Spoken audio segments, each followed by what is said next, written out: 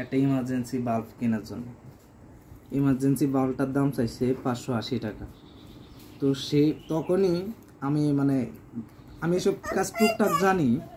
এখন ইমার্জেন্সি একটা লাইট কিনবো, সেখানে যদি আমার 530 টাকা দিতে হয়, খুবই খারাপ লাগলো বিষয়টা। পরে চিন্তা করলাম বাড়িতে যাইয়া আমি নিজে একটা ইমার্জেন্সি লাইট বানাবো।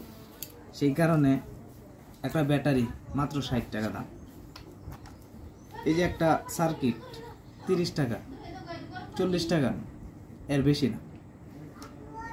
এই যে একটা বাল্ব, এটার দামও 15-20 টাকা, সব মিলাইয়া 100 টাকা আসে। তারপরে এই কারণে চিন্তা করে আমি নিজেই বলছি যে ভাই আমার এই জিনিসগুলো দেন, লাইটটা আমি ইমার্জেন্সি নিজেই বানাই নিব। কারণ হইলো নিজে তৈরি করতে পারি যে জিনিস, এই জিনিসগুলো কিনা লাগবো 550 টাকা দিয়ে। আর এই যে কাভারটা আমি আমার ছোট ভাইয়ের ঘর থেকে নিয়ে আসি, বুঝছেন?